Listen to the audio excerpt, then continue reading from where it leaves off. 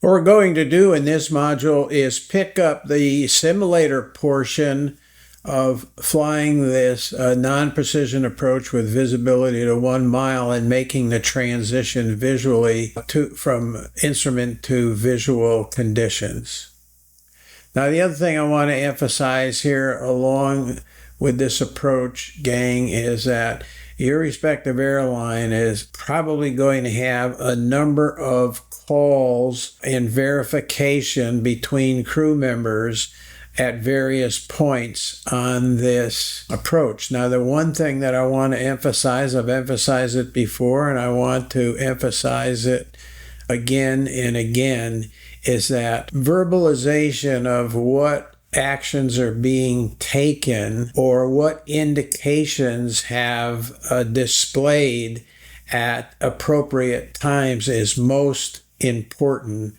And that in this phase and even on the base leg and on the final part of the approach base leg and throughout the entire arrival approach and approach to landing, these and calls are extremely important. What I'm trying to emphasize here, whether there is verbalization as part of your procedure or where you are two pilots monitoring and flying the aircraft, it's important that both of you are aware of what is happening.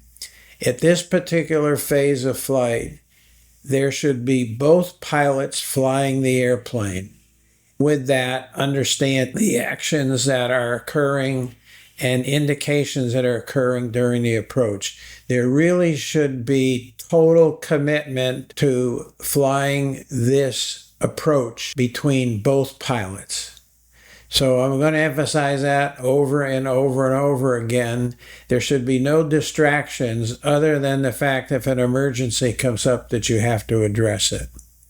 So with that, we'll continue this approach. At this point, we're continuing toward the final approach fix, which is depicted here. I have the glide slope, I have the localizer captured, I have the glide slope armed, and I'm looking for an indication that is going to turn green. The other thing I'm looking for on this approach here, and I'm going to set the flaps to 5, but we want to see when this glide slope indicator becomes alive. So I'm going to go to flaps 5, go up here, get the right knob, look down on my airspeed indicator, and set the 5 into C. Now I notice that the glide path is alive. That's generally procedurally a good time to consider put the landing gear down and going to flaps 5 degrees when you're within 5 miles of the final approach fix. So I'm putting the landing gear down. We're going to go to flaps 15. And then what I'm going to do is go up to my knob, look on my speed indice, and set 15 there. I just got a glide slope capture. Generally, that will be a call.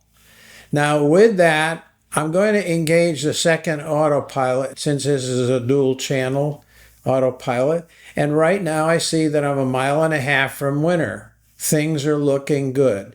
I just got that glide slope capture. I'm going to go to flaps 30 degrees as we approach the final approach fix. Set either my target or ref, whatever your airline calls for. And I confirm that I have it. So all these things should be checked by both pilots. Generally, when you cross the final approach fix, there's going to be a call. Cross-check your altitude. And that is displayed here, the route page. So we're continuing the approach. Now, when we get to a point where this is a personal preference for me, I like scaling my nav display back to the minimum when I have the runway depicted in the middle of the nav display. So here I've got it set for the best definition. Now we're continuing this approach. And below, when we come up on 1,000 feet, which is going to be indicated by, on the altitude tape, this little white line that is now starting to come up here on the altitude tape. From there on, the pilot monitoring should be totally committed to inside-outside glances. Monitor the instruments, but look outside. Good scans outside, because you're hoping you can pick up approach lights even before the minimums. Now, another thing that I want you to notice is notice how this autopilot is flying that pipper right in the crosshairs. And when you manually fly, that's got to be your approach to what you're doing as well. So we're coming up on, there's the approach lights in sight. And that's well above minimums. But it's the approach lights. So at this point, I can continue the approach. There's the end of the runway coming up.